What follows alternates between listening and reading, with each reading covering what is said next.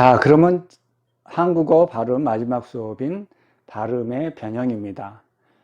발음의 변형은 앞에서 배운 억양과 조사와 함께 발음을 완성할 수 있는 아주 중요한 수업입니다.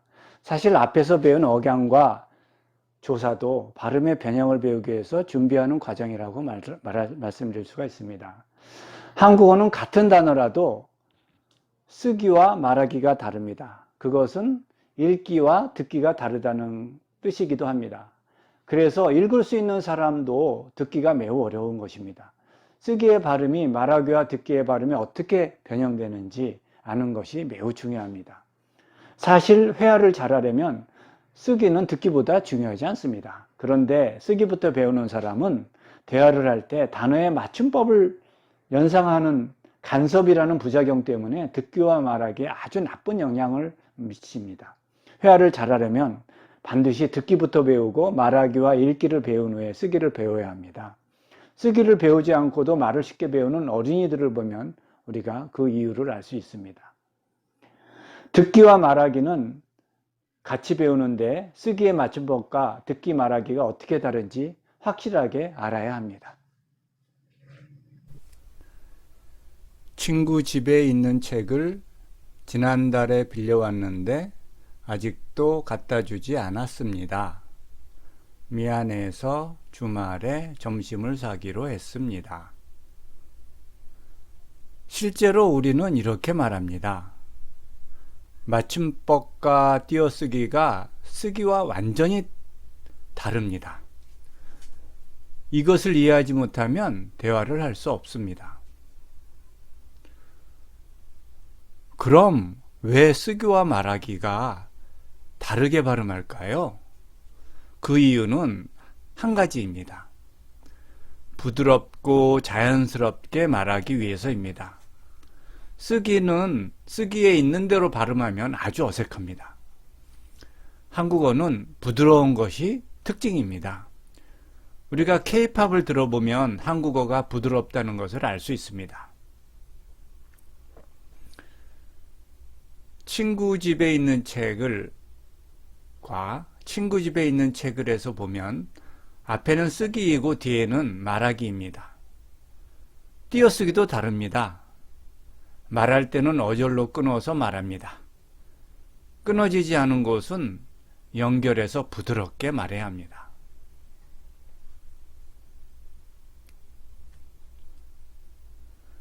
그럼 어떻게 이렇게 변하는지 알아봅시다.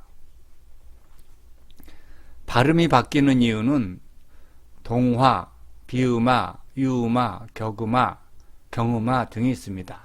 이 시간에 이걸 모두 배울 겁니다. 실제로 우리는 이렇게 말합니다. 맞춤법과 띄어쓰기가 쓰기와 완전히 틀립니다. 이것을 이해하지 못하면 대화를 할 수가 없습니다.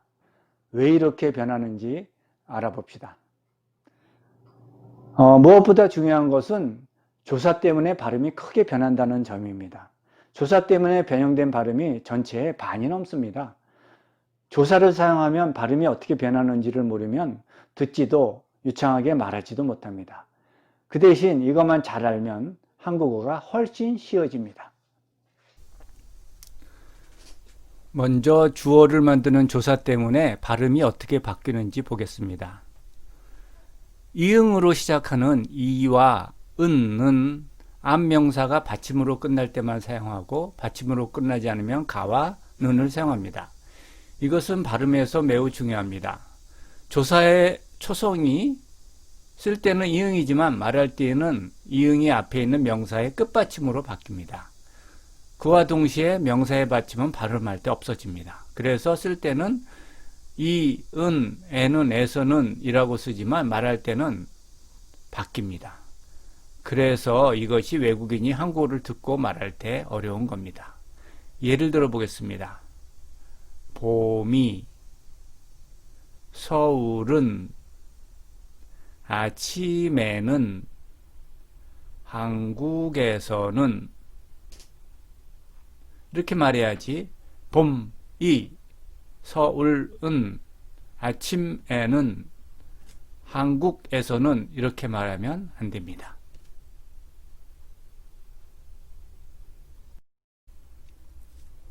이번에는 목적어를 만드는 조사에서 발음이 바뀌는 것을 보겠습니다.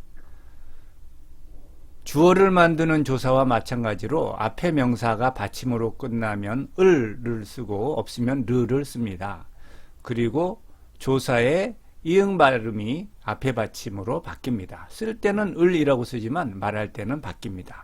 에게도 마찬가지입니다. 예를 보겠습니다.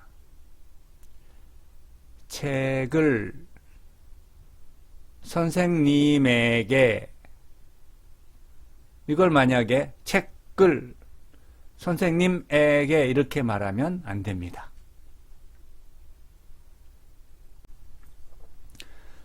보어를 만드는 조사 중에 발음이 바뀌는 경우를 보겠습니다. 에와 에서도 이응으로 시작하기 때문에 발음이 바뀝니다. 쓸 때는 에서라고 쓰지만 듣고 말할 때는 앞에 명사의 끝받침으로 바뀝니다. 예를 보겠습니다. 4월에 도서관에서, 다시 한번 4월에 도서관에서. 소유를 만드는 조사 의도 발음이 바뀝니다. 특히 조사 의는 발음이 에로 바뀌면서 동시에 앞에 명사의 끝받침 발음으로 바뀝니다. 예를 보겠습니다. 나의 조국, 나의 조국 그러면 안 되고요. 나의 조국.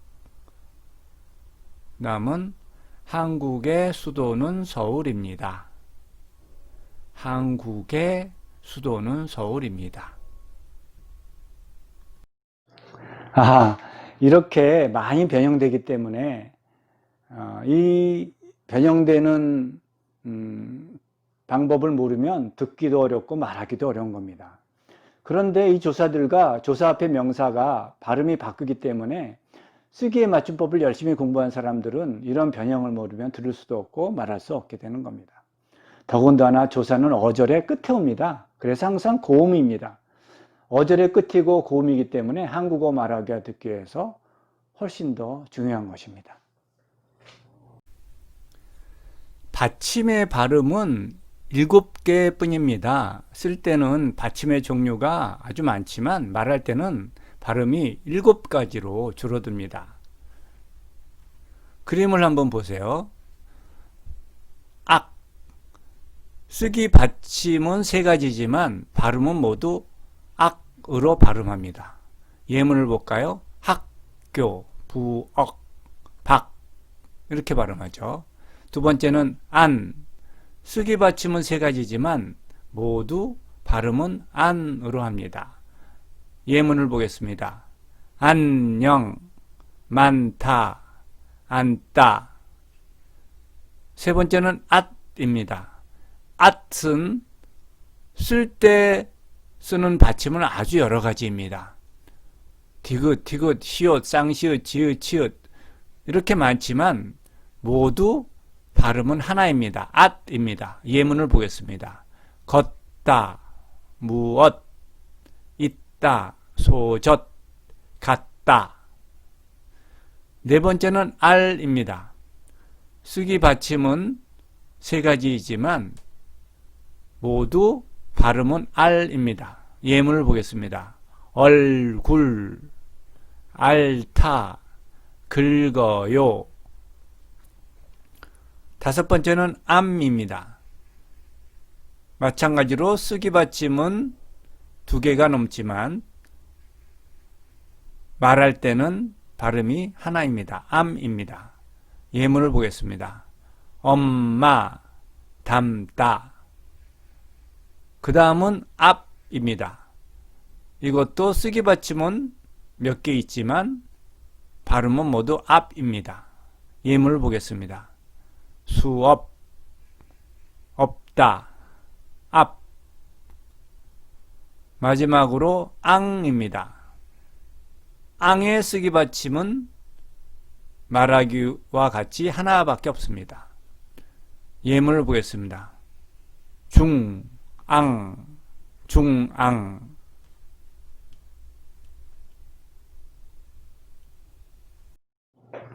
받침이 7개라는 걸 배웠는데 이 중에서 미음, 암과 비읍, 앞은 비교적 발음이 쉽습니다. 외국인들이 잘합니다.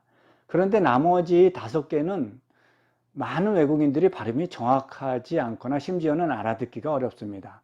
그 이유가 무엇일까요? 그것은 모국어 발음처럼 한국어를 발음하기 때문입니다. 한국어의 받침을 발음할 수 있는 모국어의 발음은 사실상은 없습니다. 그걸 알아야 합니다. 그러니까 한국어의 받침을 어떻게 발음하는지 그 구조를 알아야 합니다. 제일 중요한 것은 입모양입니다.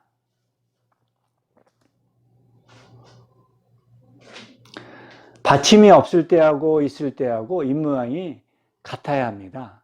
손꼴을 준비해서 한번 보세요.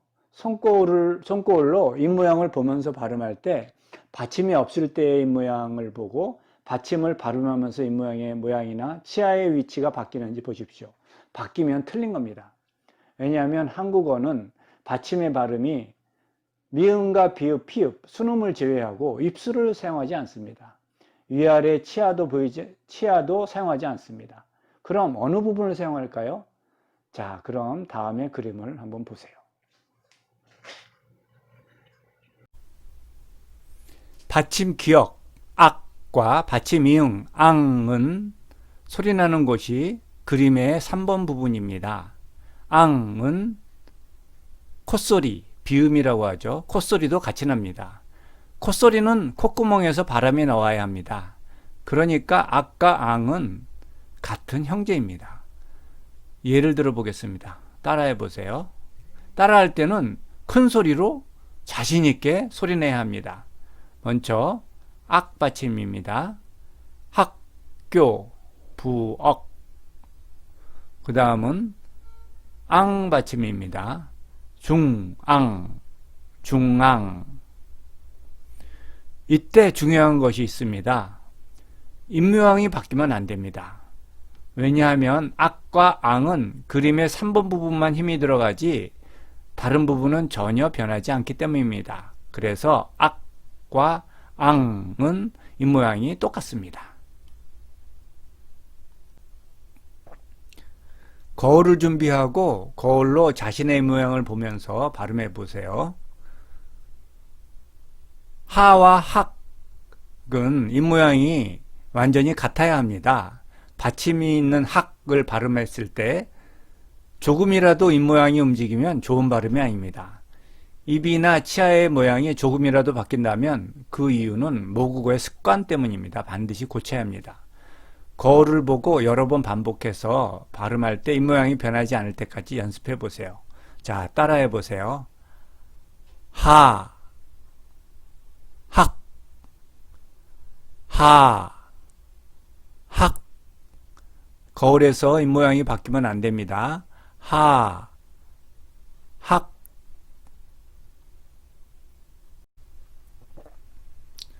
한국어의 입모양은 받침이 미음과 비읍을 제외하고 모든 받침의 마지막 입모양은 그림에 있는 6종류밖에 없습니다.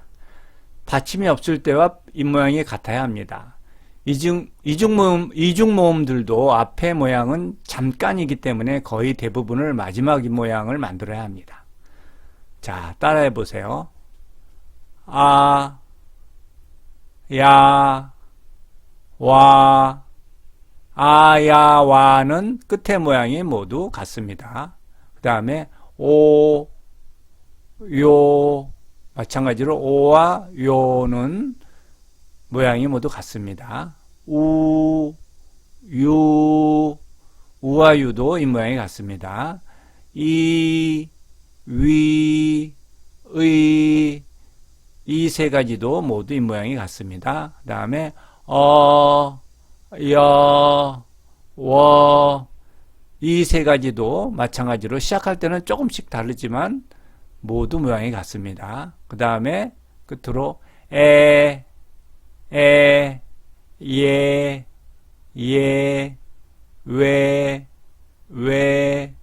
왜, 이 7가지도 모두 에와 이 모양이 같습니다. 시작할 때는 잠깐 다른 모양이 나오더라도 끝나는 모양은 모두 같습니다. 이것이 아주 중요합니다.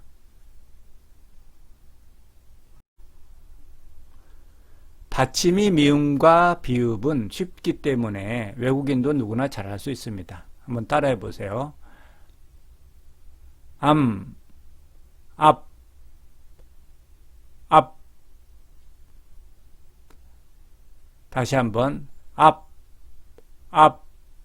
암.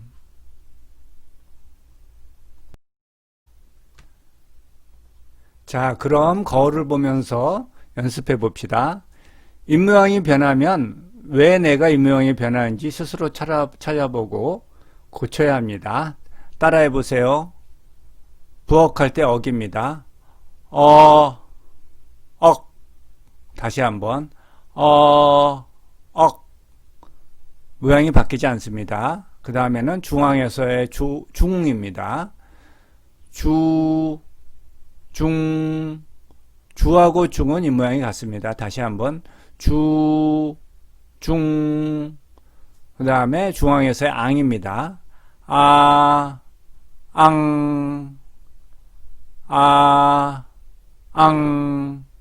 보시다시피 어와 억, 주와 중, 아와 앙의 입모양은 모두 완벽하게 같아야 합니다. 이것이 한국어에서 가장 중요한 발음 중에 하나입니다. 두 번째 받침 발음은 받침 디귿 앗과 니은 안입니다. 이 발음은 치아의 뒷부분인 2번 입 천장 부분을 혀로 누르면서 발음합니다. 단, 니은 안은 비음이기 때문에 콧구멍에서 바람이 나와야 합니다. 그래서 앗과 안은 형제입니다. 표를 보겠습니다. 먼저 디귿 앗입니다. 걷다, 갔다, 무엇, 있다, 소젖.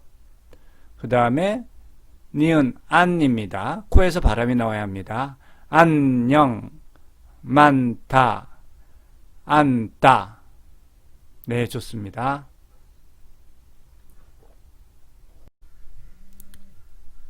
이것도 받침이 있을 때와 없을 때의 모양이 같아야 합니다. 왜냐하면 혀만 사용하고 다른 부분은 사용하지 않기 때문입니다. 거와 것, 아와 안, 어와 엇의 모양은 같아야 합니다. 거울을 보면서 연습해 봅시다. 따라해 보세요. 걷다의 것입니다. 것. 그 다음에 안녕의 안입니다. 안. 그 다음에 무엇의 엇입니다. 엇. 다시 한번 해보겠습니다. 것. 안. 엇.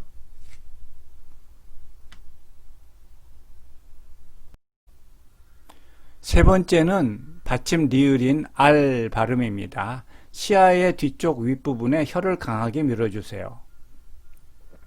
특히 이 발음은 각자의 모국어에 유사한 발음을 흉내내면 절대로 안 됩니다. 표를 보고 따라해 보세요. 얼굴, 앓다, 긁어요. 다시 한번 얼굴, 앓다, 긁어요. 이 받침도 입모양이 변하면 안 됩니다. 어와 얼, 구와 굴, 아와 아래의 모양은 완전히 같아야 합니다. 입모양이 변하지 않을 때까지 연습해 봅시다. 먼저 얼굴의 얼부터 하겠습니다. 얼, 입모양이 같습니다. 그 다음에 구, 굴, 그 다음에 알. 먼저 다시 한번 얼, 그 다음에 얼굴의 굴, 그 다음에 알타의 알, 알.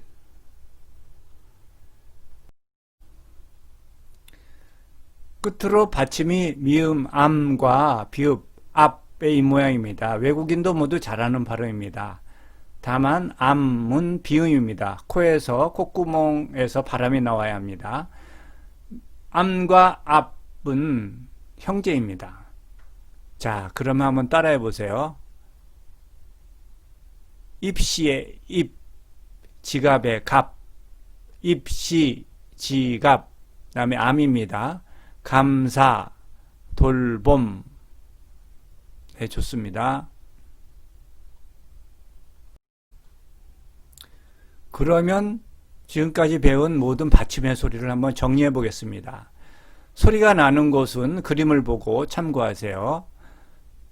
소리는 악, 앗, 알, 암, 앞 밖에 없습니다. 그래서 악하고 앙은 같은 곳입니다. 앙이 비음이죠. 쓰기의 받침은 보시는 것처럼 몇 가지가 있습니다. 두 번째는 앗입니다. 앗의 비음은 안입니다. 그래서 쓸 때는 아주 여러 가지로 쓰고 있습니다. 그렇지만 발음은 모두 하나입니다. 그 다음에 알은 쓰기 할 때는 또 몇 가지가 있습니다. 그 다음에 앞과 암입니다. 한번 잘 정리해 보세요.